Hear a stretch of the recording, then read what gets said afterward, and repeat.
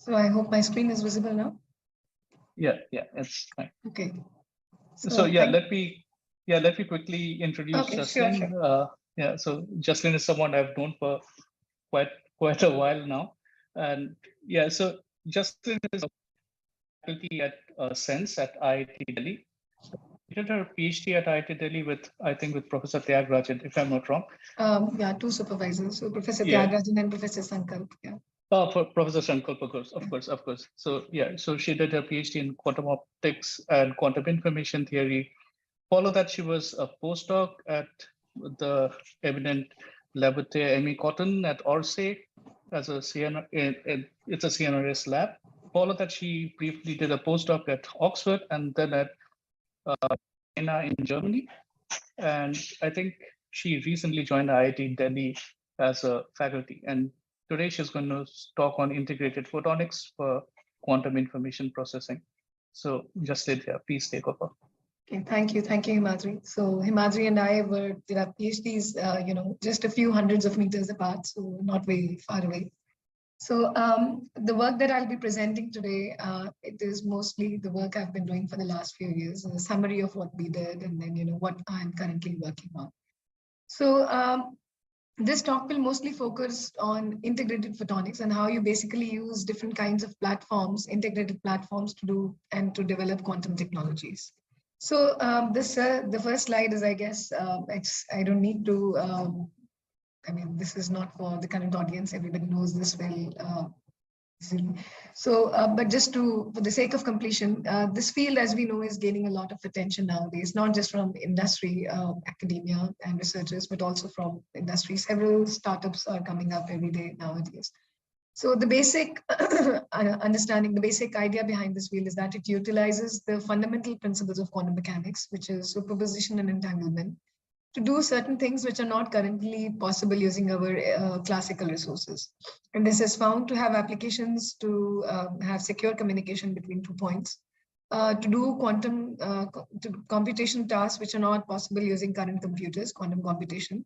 Then problem-specific tasks such as quantum simulations of many-body physics or other phenomena. And then quantum sensing, something which, we get enhanced sensing in terms of resolution or some non-destructive measurements using quantum mechanical systems. And there are different physical systems or hardware where you can, use them to implement these quantum information protocols. And these include trapped ions, cold atomic systems, photons, superconducting qubits, and so on. So there are 3 images that I've shown. The first one is what we see typically in a superconducting quantum system. This is what is inside usually a dilution fridge for people or for research groups which are working with superconducting qubits. So the second one is what we have using trapped ions. So you have electromagnetic fields and magnetic systems basically to trap single atoms, single ions, or a few ions on the way. And the third one is what we typically have for photonic systems. Basically, you will have an integrated chip or an optical table having some optical components where you launch in the quantum states of light and then, do some processing and finally measure them using detectors. This talk will mostly focus on the last system, the photonics, how you use tools of optics to implement quantum technologies. So all these physical systems have their own advantages. The first one, as we know, superconducting qubits, they are really scalable systems. And every now and then Google makes a statement of, upgrading the system. Currently, we have around 400 plus qubits Osprey system.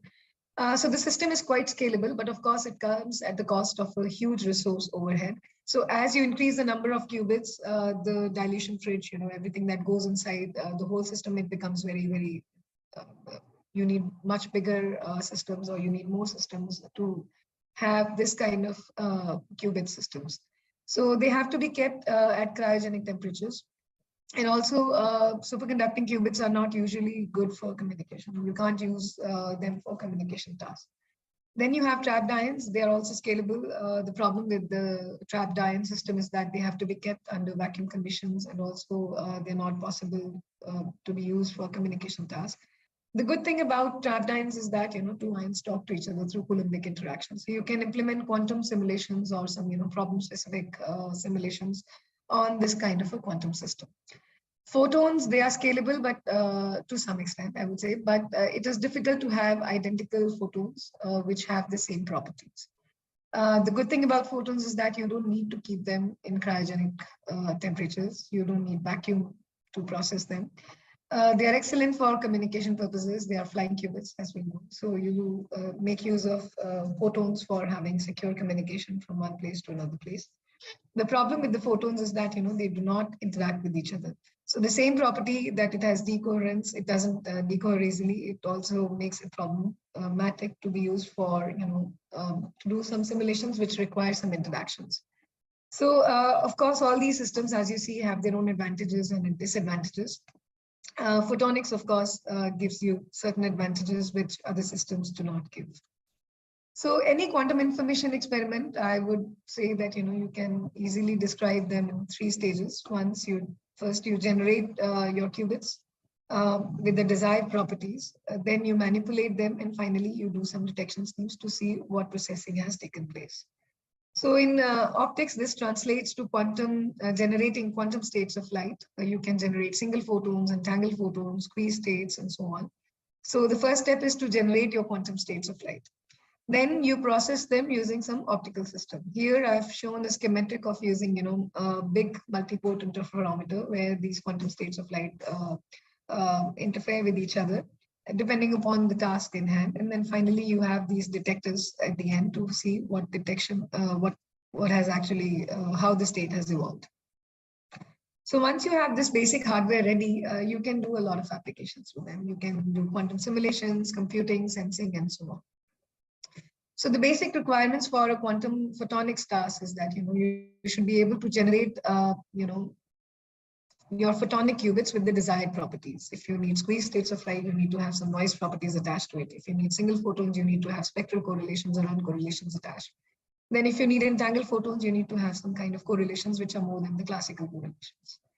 Then you should be able to generate scalable systems. So basically you need not just one of those qubits. Of course, for many tasks, you need a lot of qubits, identical qubits. And then you should be able to manipulate them to process these qubits. So this is a typical example of a boson sampling problem. This is a quantum simulation problem, which was actually designed specifically to show some kind of a quantum advantage or quantum supremacy.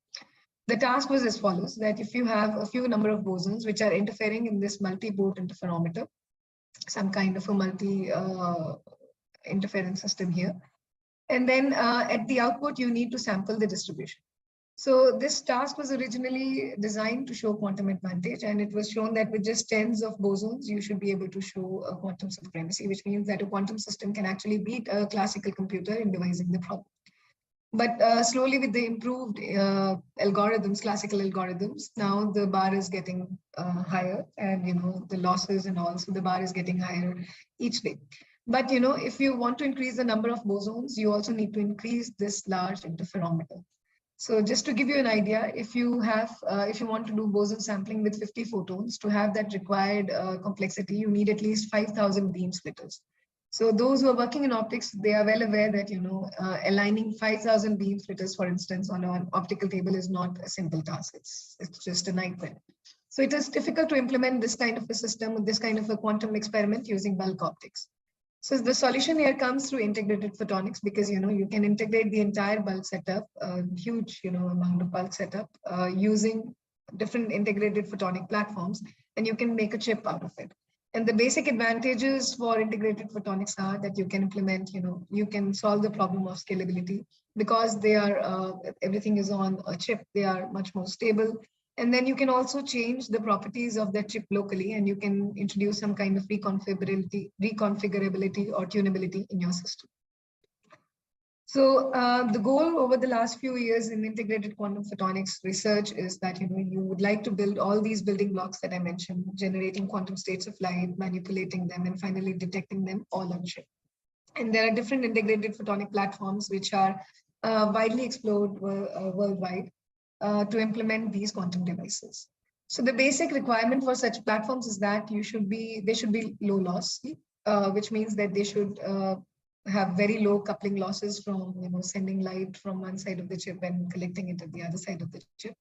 And also they should have low propagation loss, which means that the photons as it is passing through the chip, it doesn't encounter much loss. You should be able to get scalable system, which would mean that you, in principle, it should be possible to implement very large functional elements on a very small size chip. Then reconfigurability, you should be able to tune the circuit because you just want to use the same chip for multiple tasks, and your chip should be reconfigurable or tuned. So based on this, several platforms are widely explored, as I mentioned. Silica on silicon is one such platform. So this was actually the schematic of a chip, which was used by University of Bristol to realize the 6x6 reconfigurable unitary in 2015. The good thing about this platform is that, since we have to couple light using optical fibers, standard optical fibers, and these optical fibers are also made of glass, and silica is also in the same material. So the refractive index difference between the optical fiber and the silica waveguides is not so different. So you have a good mode matching between the optical fiber and the waveguides of this chip. So as a result, you get very low loss fiber coupling.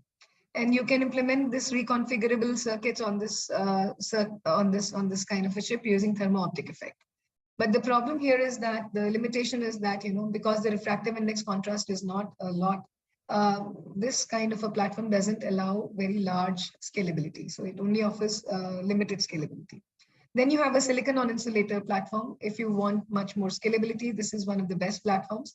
It also benefits from a very mature fabrication technology, and then you can implement or write very dense optical circuits on the small size chip. But the same problem here that, since the refractive index contrast is very large for silicon on insulator, silicon and silica, when you have to couple light from an optical fiber, you have a very high mode mismatch. And as a result, the coupling losses are huge there. So you lose a lot of photons there. So you have to improve on different techniques to have, low coupling losses on this chip. Then laser written waveguides on glass, waveguides or on other platforms is also a very good platform here. This was 3D circuits from University of Italy. So you can implement 3D circuits on this platform, and you can also have polarization control of the input light using, different kinds of waveguide structures that you can write on this chip. And because, again, they are based on glass waveguides generally, you have very low coupling losses from coupling of light from optical fiber and into the chip. But the same reason you cannot have a very large bending radii in this kind of a chip. And as a result, you cannot make, you have only limited scalability on this platform also. Now, silicon nitride is another platform, another material, which offers the similar benefits that silicon offers. So it benefits from all the properties of silicon. It has large transparency range. You can also get very low loss waveguides through this. The disadvantage, a slight disadvantage, I would say, in this kind of a platform is that if you want to have reconfigurability here, you basically rely on thermo-optic effect, which is usually slow. So if you ultimately would like to have, fast processing speeds of the gigahertz range, this platform might not be the best contender. If you want higher processing speeds, lithium niobate is another platform which using electro-optic effect, you can have fast processing speed of the order of a few hundreds of gigahertz. But the traditional lithium niobate waveguides are based on, proton exchange or titanium interfuse. So you don't have very small waveguides there. So usually they are of the region of, it's not nanoscale, it's usually tens of microns or so. So you cannot make very dense optical circuits on this platform. But nowadays, there are other platforms also, thin films of lithium niobate deposited on silicon. So they're also coming up, which offer similar advantages that silicon on insulator have. And on top of that, you can make use of electro-optic effect, which again gives you much more high processing speeds. So typically, these integrated platforms, are based on optical waveguide structure. So what is an optical waveguide? So these are simple wave devices which confine and guide the light through them by a simple process that we all know is through total internal reflection. So what is the usual geometry? You need to have a core structure here, which has a refractive index N1. And then surrounded by that, it has to have a cladding. Cladding can be air, or it can be silica, or it can be anything. But the refractive index of that cladding should be less than the core. So under the, if you launch the light at an angle, which is we call as a critical angle, which is given by this expression, if the angle of incidence is greater than the critical angle, greater than or equal to critical angle, light gets guided through this waveguide structure through total internal reflection. Now, how tightly the light gets guided, it depends upon the refractive index contrast of the core and the cladding, N1 and N2. Higher the refractive index contrast, usually, you can make much smaller waveguides out of it, and the light will be much more confined. And as a result, you can get many more functional elements on the same size of the chip. So this is the typical phenomena which allows you to have wave guidance in optical fibers, in planar waveguides, where the confinement is only in one transverse direction. And then you can also have confinement, light confinement in two transverse directions, X and Y here, in a waveguide structure, which we call as channel waveguides. So waveguides also have other properties which we can make use of for quantum technologies. So they are guided modes, basically. What are guided modes? So when light guides through the waveguide, there are different, spatial structures which the light can take. So mathematically, these guided modes are nothing but solutions of Maxwell's equations in this confined boundary structure.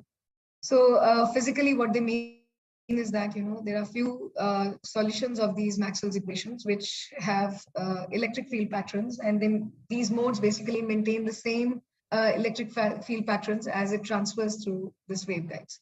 So the scheme here that I've shown, the schematic here, it basically shows you three different waveguide structures, three different electric field patterns here. M equals to 0 correspond to the fundamental mode. This is a typical Gaussian mode. And then this is the first excited mode that you see here. And this is the second excited mode here. So I'm showing here three different modes here. So if you want to have a modal qubit, for example, you can restrict the number of waveguide modes to 2, and you can get a nice modal structure here, modal qubit here, like you have usually for the polarization qubit. So how many modes a waveguide will support? It depends upon the geometry of the waveguides. It depends upon the size of the waveguides and overall dimensions of the structure. A waveguide which is a single mode for one wavelength, at a lower wavelength, it can also become multi-mode structure. So it is also wavelength dependent. So typical requirements for such waveguide components is that, they should be low loss. They should be transparent to the wavelength that we are choosing for our photons, which means the transparent to the wavelength of propagation. So a simple waveguide component that we can think of is a straight waveguide. This could be, as I mentioned, it could be a waveguide, it could be a fiber, it could be a planar waveguide. They can be either single moded or multi-mode waveguide, depending upon, again, what is our application. So a single mode waveguide, as I mentioned, at one wavelength could be multi-mode at the smaller wavelength. And we can use different kinds of fancy optical devices using this basic straight waveguide structure. So typical example of these components are, for example, what I've shown here on the screen. So this is a Y junction. This is like a splitter. So you send in light from one input here, input port here. It can split light into two components here. And then you can use many of these Y splitters and construct a nice, multi-port splitter here. So starting with a single input port, you can split light into multiple. Here I've shown eight ports, so you can have 8 mode splitting here. Then you can also construct directional couplers. What are directional couplers? These are two identical waveguides, typically single mode waveguides. They are brought together close to each other. So send in light from one of the waveguides in this region that you call directional coupler. Through evanescent field, light from the upper waveguide will, it can couple to the lower waveguide. So by choosing the appropriate geometry of this directional coupler, which means the gap of the two waveguides, the length of this directional interaction region, you can have a nice power splitting out of these, directional couplers. And again, by choosing the appropriate parameters, you can construct, using the same directional coupler idea, you can construct a beam splitter, a polarization beam splitter, or a wavelength separator, and so on. So this is a very fundamental, the devices that I'm showing, they are basically very fundamental optical devices or optical components that you construct on an optical chip, on a photonic integrated chip. Then you can get even more fancier here. You can construct a tunable beam splitter here, and I'll tell you the motivation behind it in the next few slides. So a typical example of such tunable beam splitter is through a Mach-Zehnder interferometer. So this also consists of 2 input ports and 2 output ports. And you see that there are 2 directional couplers here. So the idea behind this Mach-Zehnder interferometer is that you take 2 50-50 directional couplers, and then you couple them, or you join them using this phase shifter here. So this is a phase shifter using thermo-optic effect. This is a thin film heater here. The idea is that if you apply here some current, it will generate some heat. And as a result, using the thermo-optic effect, the refractive index of the medium here locally changes. So what happens is that when you send in light from the upper waveguide, as it transfers through the circuit here, this part of the waveguide will give additional phase shifts in the path of the light. And as a result, you can introduce different phase shifts and the outputs will change accordingly. So in the symmetric case, if you launch power in the input port 1, and this phase shifter is off, all the power, you can do the maths here, nice matrix representations of the directional couplers here, 50-50 directional couplers here. So if you do that, and when you assume that light is being sent only in input 1, and if there's no phase shifter here, the whole light will come out of the output 2. So this is a symmetric case. Now let's assume that this phase shifter is on and it introduces a phase difference of pi in the upper waveguide here. So as a result, when you do the maths and add the phase here, you will see that when you launch in light from input 1, the whole light will move or come out of output 1.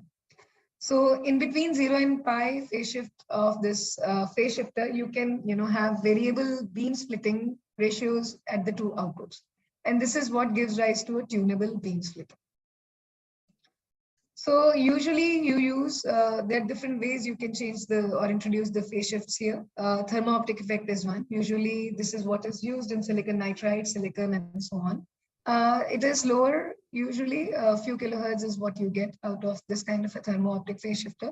If you want fast processing or fast phase shifting, you have to rely on electro-optic effect, which is what usually lithium niobate gives you. And this can be much faster and can go in the gigahertz range.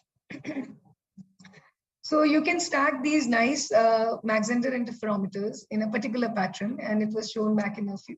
I'll mention this in the next few slides. So you can construct a universal multi-port interferometer out of it, which can be tunable and be able to realize a universal, quantum computer using photonics-based system. So as I mentioned, the goal in the integrated quantum photonics field has been over the last few years to realize these basic building blocks of a quantum photonics experiment completely on chip, which means you generate qubits on chip, you manipulate them on chip, or ideally would be on the same chip, but on chip is what people are using currently. And finally, you also have detectors on chip. So with this, I'll focus on the first part or the first building block, which is to generate quantum states of light. And I'll show you different schemes to generate single photons and entangled photons here. And they have their own important applications. Single photons are used in different linear optical quantum computing protocols. You can use them for boson sampling or quantum simulations and quantum communication and so on. Likewise, entangled photons have their own properties and they can be used for communication, fundamental tests of quantum mechanics, and so on. So typically in optics, you rely on nonlinear optical processes, which can be second order or third order nonlinear optical processes. So the first one that I show here is a second order nonlinear optical process, spontaneous parametric down conversion process, in which you shine in a nonlinear crystal, which is non-centrosymmetric crystal, which means that the nonlinearity, second order nonlinearity of the system is non-zero. So you send in a strong pump in this nonlinear crystal, and under the conditions of energy conservation and momentum conservation, when both these conditions are satisfied, this pump photon can give rise to 2 photons at the output, signal and idler, which again satisfy the following conditions here. Now, how do you generate a single photon here? So we know that a pump photon will always give rise to a signal and an idler photon if these conditions are met.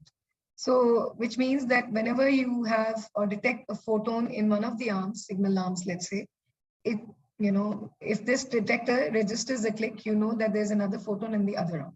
So this is what we call as a heralding process, which means detecting signal in one arm heralds or declares the presence of the other.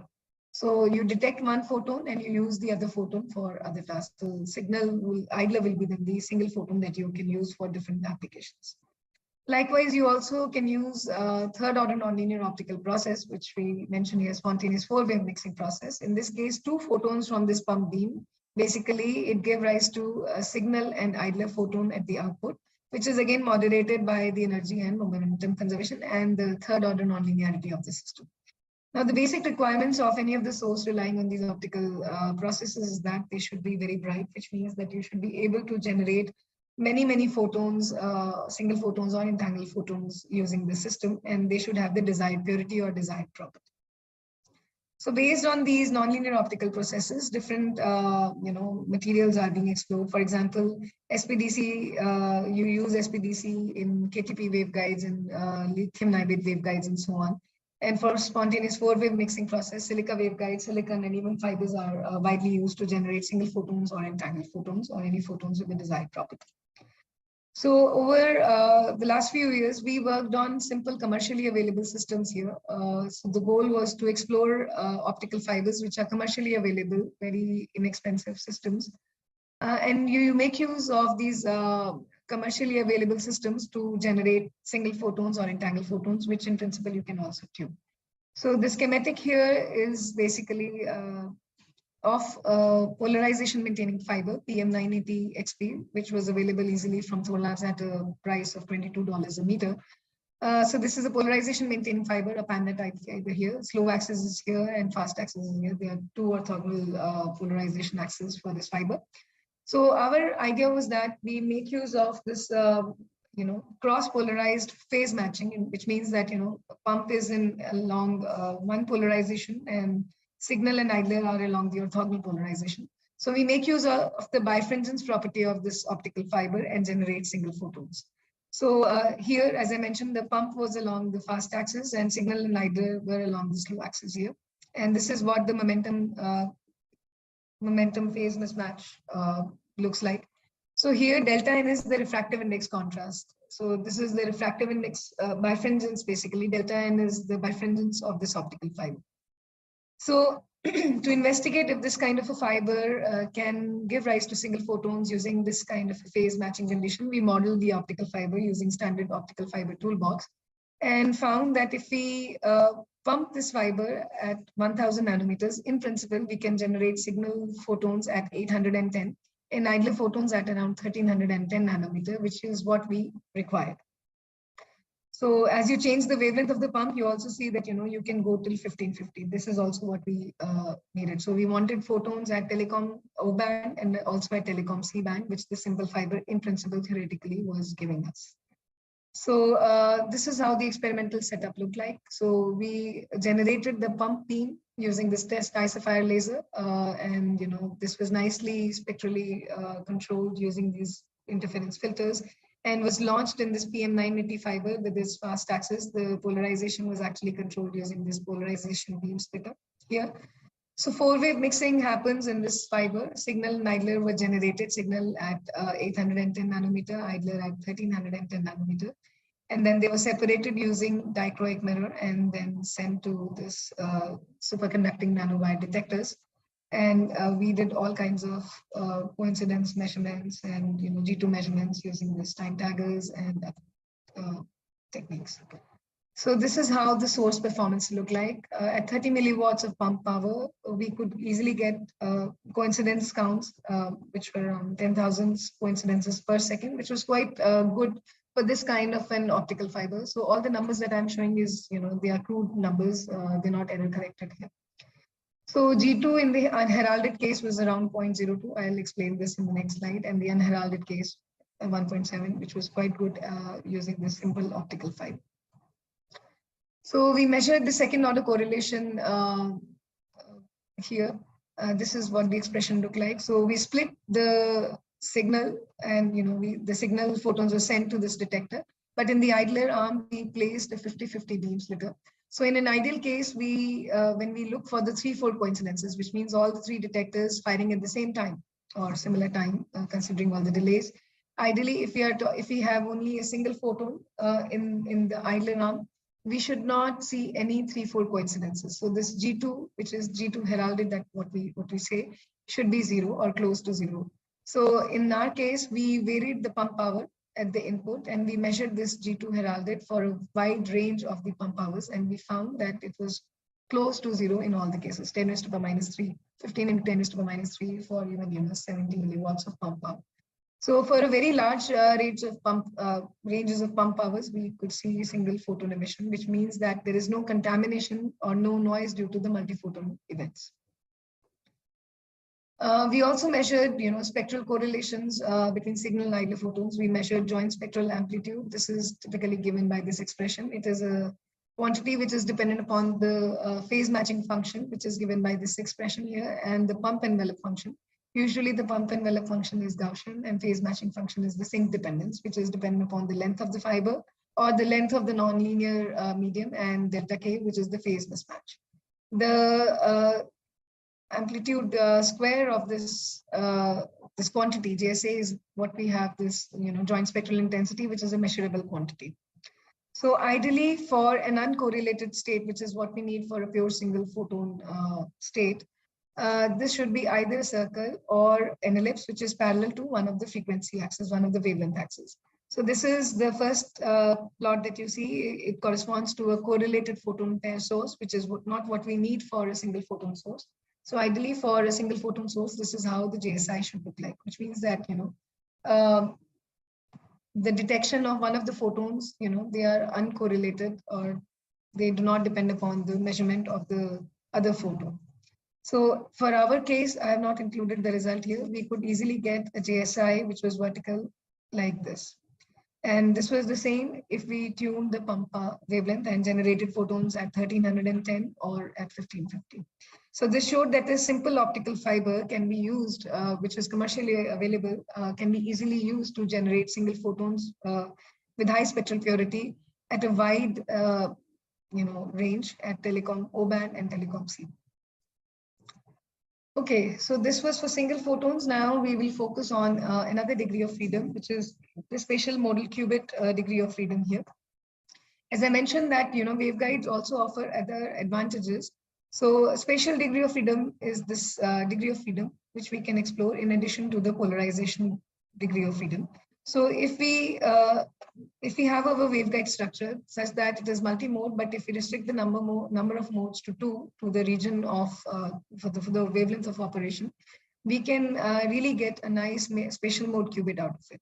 So if we restrict the number of modes to just 2, fundamental mode and the first excited mode, you can get easily a spatial mode qubit out of it, in addition to the polarization degree of freedom, which we can make use of. So based on this idea, we proposed many waveguide devices to generate polarization entanglement, spatial mode entanglement, and then we combine both the spatial mode and the polarization entanglement to generate hyperentangled photon pairs. So I'll just skim through a few of these devices. So they also were based on spontaneous parametric down conversion, which means that you send in a pump beam in this nonlinear crystal, it down converts into signal and light photons, both obey under this phase matching condition and the energy conservation condition. So usually, because of the dispersion properties of the nonlinear crystal, this second condition, which we call as the momentum conservation or phase matching in optics, this condition is not always automatically met. So we have to engineer the nonlinear crystal in different ways. We can make use of either the bifringence properties of the medium, angle tuning, temperature tuning, and all that stuff, or we can consider periodic polling, in which we periodically invert the domains of the ferroelectric domains in the crystal. So the overall effect of this domain inversion is that it gives rise to a modulation in the effective nonlinearity of the crystal. So the D effective, which is the nonlinearity of the crystal, is no longer a constant in the entire nonlinear crystal or waveguide, but it has spatial modulation here. And this is dependent upon this K factor, which is nothing but it is dependent upon the polling period here. So if we choose an appropriate polling period, in principle, we can create the spatial frequencies which can satisfy the phase mismatch here. So Kp minus Ks minus Ki is not equal to 0 most of the times. So this delta K, which is the difference between the left-hand side and the right-hand side here, can be compensated by choosing an appropriate polling period. So this is the basic idea which people generally use for, for enabling a particular spontaneous parametric down conversion process in a second order nonlinear optical medium. So this is what we call as quasi-phase matching condition. So this was for one particular SPDC process. Now let's consider if we have to generate an entangled state like this in a waveguide or in a nonlinear crystal. So this is basically the addition of two different SPDC processes.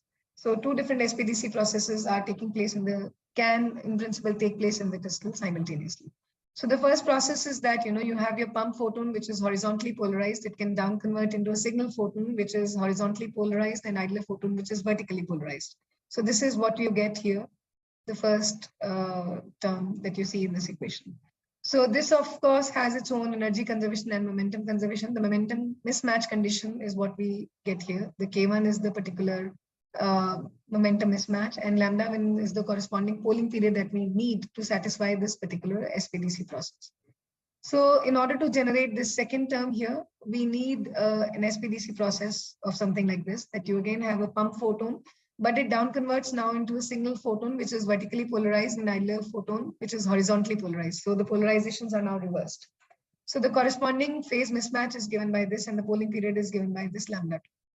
Now, usually when you pole crystal, it is either lambda 1 or lambda 2.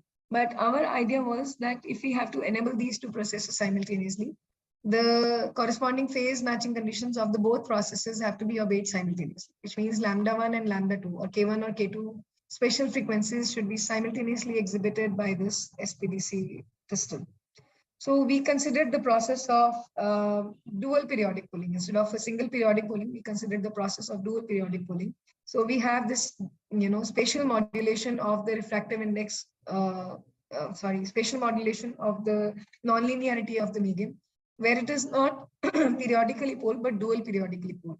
So the idea was that if we choose the polling period of these gratings, so imagine that you have two different grating periods and they are superimposed on each other. So the resultant structure will also be, biperiodic. So if we choose the polling periods of these two gratings appropriately, in principle, we can, generate spatial frequencies K1 and K2, which are required to have the corresponding phase matching conditions for the two SPDC processes. So a priori, whenever the pump photon is incident on this waveguide, we do not know whether it will down convert via the first SPDC process or the second SPDC process. So this what will give rise to the polarization entangled state at the output. Okay, so this was a theoretical idea back a few years back. Just 2-3 years back, we also implemented this experimentally in Germany. So this is how the waveguide structure looked like. So the first is basically what we have, dual periodically poled structure, SPDC.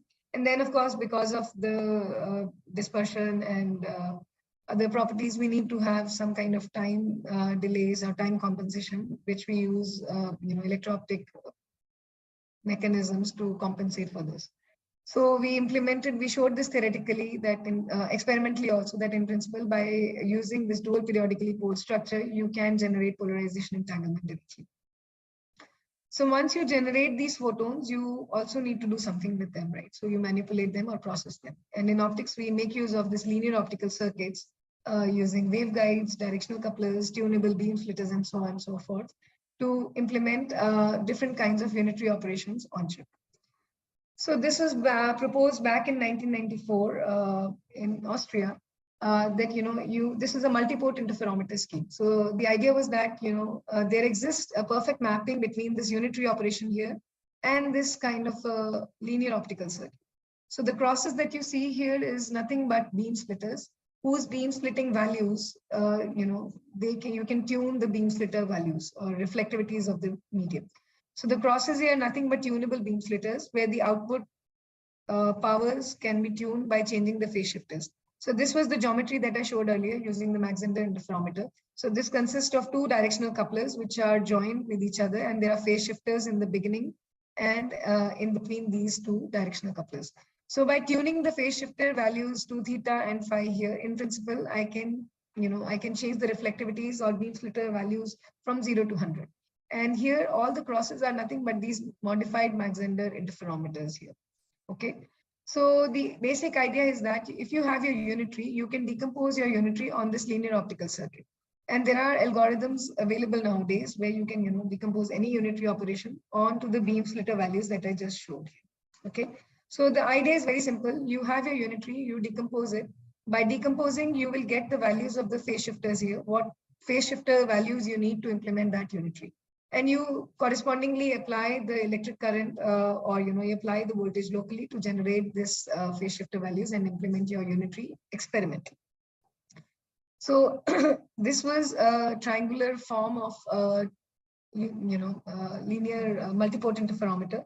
But back in 2016 in my previous group, we also showed that you can implement this kind of a unitary also on a square decomposition. And this was found to be more efficient because the losses that the photons experience in all the arms, they are basically uniform. So as a result, you will not have any, this will be more robust to the losses. And then you can also have blast matrix here, which is a diamond kind of a geometry, and different other patterns are also being widely explored here. So this is what people in Bristol used back in 2015. They implemented this 5x5 unitary using this triangular Rex scheme here. Now, if you want to have a universal circuit, what we need is that you should be able to tune all the beam splitters that you see here completely tunable, which means that all the phase shifters that you have should be able to go between 0 and 2 pi, should be able to give phase shifting values between 0 and 2 pi. And of course, they need to be characterized, which means that if your circuit becomes very big, it is also very difficult to characterize that circuit. So people are working on it at the moment. So we worked on this diamond kind of a structure a few years back. So this was a plug and play device, which was remotely controlled, could be easily fiber coupled. And, all you have to do was send in your photons to these fiber ports. The red that you see here is basically, fiber ports. You send in the photons through optical fibers. You implement the unitary operation remotely, and then you measure them using detectors. So in this box was a chip. The chip could be easily seen here, and it was only 30 millimeter and 7 millimeters of this area that we actually needed. So on this, we could implement 8x8 unitary operation. So this kind of a circuit was implemented here. The red points that you see here is basically red and blue are basically nothing but phase shifter values here. Okay, so in this chip was a blast matrix, which consisted of 64 unit cells and 128 independently controlled thermo-optic elements. So there were 128 thermo-optic phase shifters on this chip. So in principle, if all the phase shifters can go between 0 and 2 pi, you can implement different kinds of a unitary operation on this chip. So just to check this chip, we implemented simple operations to photon interference 8-dimensional gates on the same chip. So the problem with this chip was that the phase shifters could not go from 0 to 2 pi. They were slightly less than pi. So we could not really implement a unitary structure, but some part of it. So, but we did implement Hongo-Mandel interference effect, which means that we send in 2 photons in the 2 arms of a beam splitter on different size, on different portions of the chip. And we saw the Hongo-Mandel interference by tuning the time delays at the output of the chip. So we could get nice Hongo-Mandel interference visibility on chip and off chip, and the chip in itself did not, change the Hongo-Mandel interference visibility. And we implemented this home diffs at different portions of the chip, which means, all the, in principle, the chip will re-rate the quantum state as it traverses through the chip. So currently at IIT Delhi, we are focusing on building hardwares using another platform, which is based on lithium niobate. So as I mentioned, that lithium niobate offers several advantages. It also gives you very fast processing speed by constructing these optical circuits on chip. Now here, instead of a traditional titanium infused waveguide or proton exchange waveguides, which are a few 5 microns, tens of microns of waveguide structure, we are focusing on lithium niobate on insulator, which is basically lithium niobate films deposited on silica. So this is a typical waveguide dimension that you have on this kind of a platform. They are nanoscale 800 nanometers, 1 micron maximum, and then typical thickness of this lithium niobate film can go from 300 nanometers to 900 nanometers. So it is quite similar to, it is not as close to silicon, but it is similar to silicon in general. The additional advantage that it gives over silicon is that you can make use of the electro-optic effect, and it can give rise to very fast processing speed. So silicon-based platforms, as I mentioned earlier, it is silicon on insulator, silicon nitride, laser-written waveguides, and you can use 4-wave mixing process on these kind of platforms. But the problem with the 4-wave mixing process is that it is inherently weak than the second-order nonlinear optical process. So lithium niobate addresses these challenges and gives you second-order nonlinearity, which is much higher, very large transparency range, and much higher processing speed. So this is all what you get in lithium niobate. And on top of that, we are working on the nanoscale structures, which means that we will implement very large optical circuits on a very small size of the chip. So this is what we are working. Our group is currently focusing on building hardware to implement, quantum technologies, and using these devices, we intend to do different kinds of applications. So with this, I would like to summarize. So I hope I could motivate a bit that, integrated photonic platforms are very crucial to develop quantum technologies, because it inherently offers several advantages over the bulk systems. You can have much higher scalability, easy tunability, very stable systems, and so on. You can use simple components, simple optical components on chip to generate quantum states of light, use multi-port interferometers to implement unitary operations, and also detect them on the chain chip. So thank you. I'll stop here. Yeah, thank you, Jasleen, for the wonderful talk. So the floor is now open to the attendees. Like, if you have any question, please come forward. There are a few chats, I guess. Let me go through it. No, I think it's. No, I can't see anything here. Okay. Yeah, that's it. So are there any questions?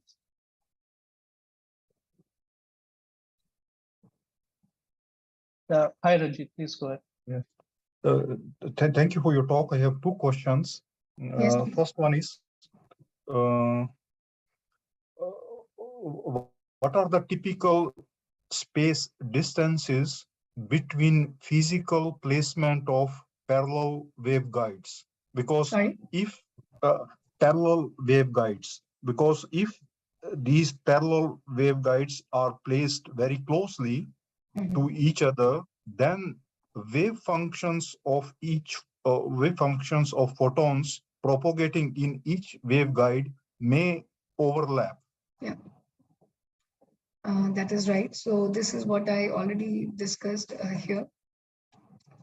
So it depends what is our applications here. So here, for example, this is a directional coupler.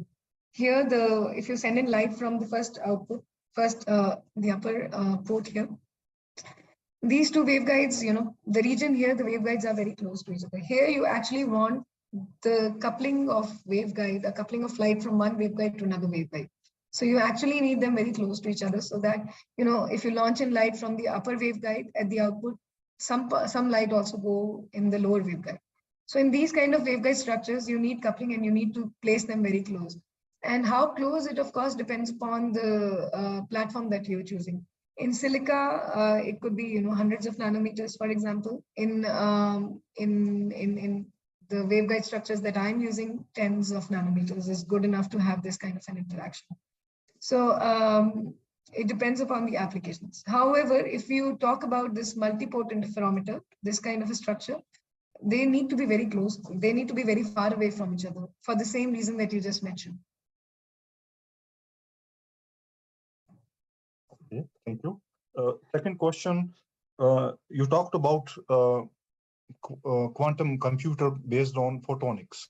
So my question is, are conditions proposed by De Vincenzo, that is conditions necessary for constructing a quantum computer, still valid for a quantum computer based on photons?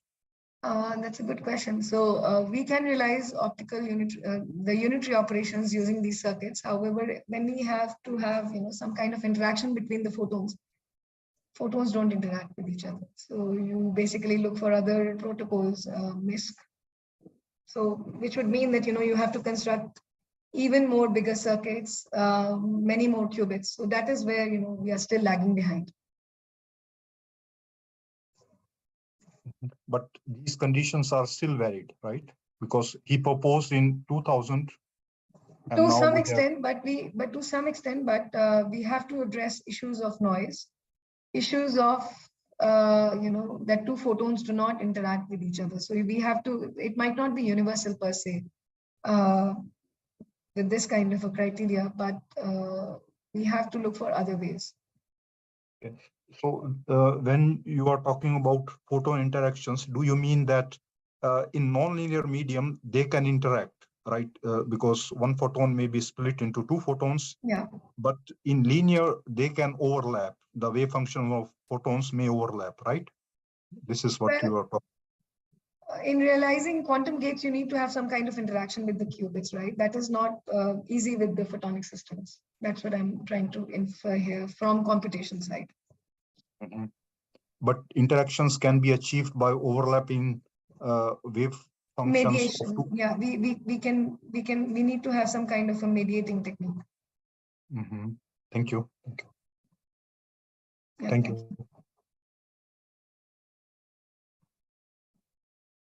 Yeah. Are there any other questions?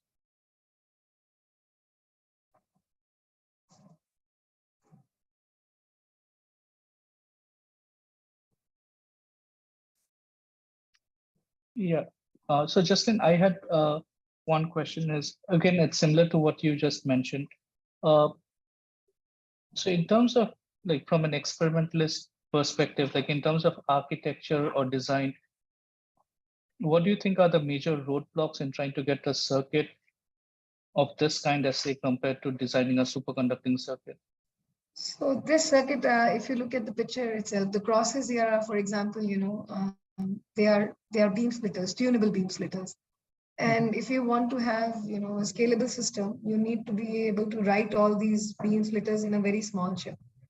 So as the circuit becomes bigger, it's difficult to tune them easily. There will be crosstalk between one, it depends how you change how you introduce this tunability. If you think about thermo-optic effect, you need to apply create heat locally. And if you want to increase the scale of the system, it would also mean that, there will be crosstalk from one place to another place. So the system has to be calibrated every now and then. As the system becomes bigger, it is also very difficult, to characterize it to begin with. So these are, really building blocks at the moment, which are not there in superconducting qubits. This is what I feel. And also loss is a big problem. So we need to have a low loss system, and it is still a challenge. So we are. So these are all room temperature experiments. Yes. So yeah. But what would you say would be the highest number of qubits you can implement at this point? I don't know. I mean in the state of the art anywhere in the lab.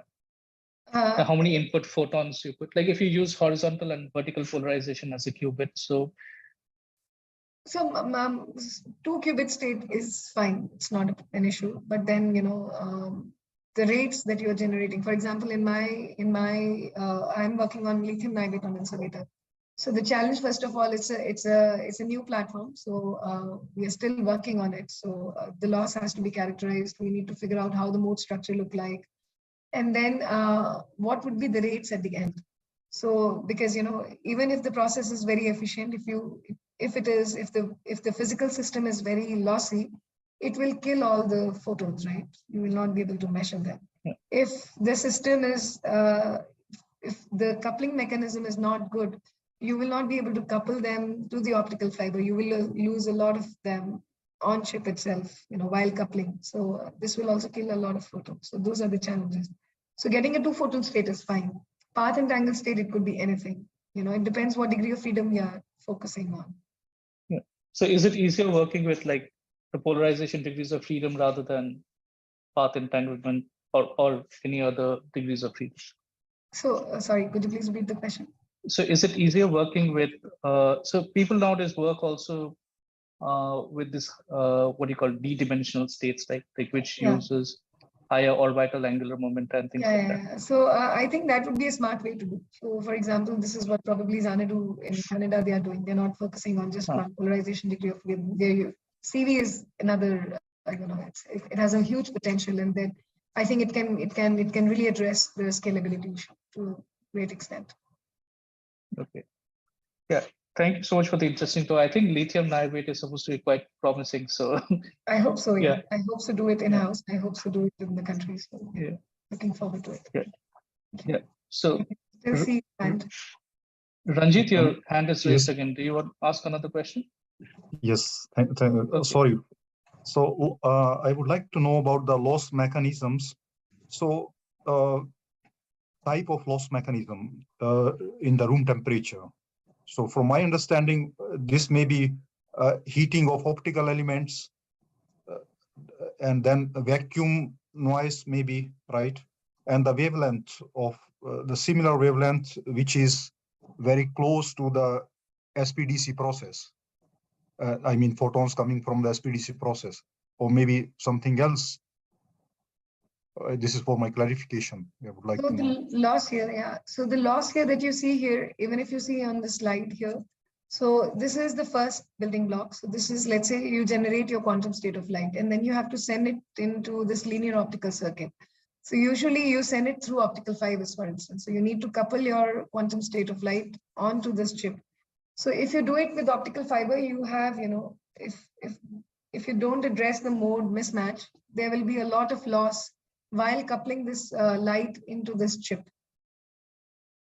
So then the material could be lossy. So there could be, the waveguides might not be homogeneous on the chip itself. So there also you will, there'll be scattering loss and other losses. So this will account to another loss mechanism. The heating component that you see, it will just, introduce some kind of crosstalk between different parts of the circuit. This is what I was mentioning by heating. It's not a loss per se, but, it will introduce crosstalk between the circuits, and you will not be able to realize the unitary efficiently. Okay. But when you have a lot of linear elements, then you have vacuum noise also, which is coming whenever you use beam splitter. If one port is engaged and the second port is not engaged, in that case, second port will bring vacuum noise, right? Yeah, those are at least at the moment not. I mean, they will be taken into account later, but at the moment, these are the losses that I see are more deteriorate. I mean, it deteriorates the state much more than those states. And also the other one, we can probably hope to calibrate to some extent, classically, I guess. Thank you. Yeah. Thank you.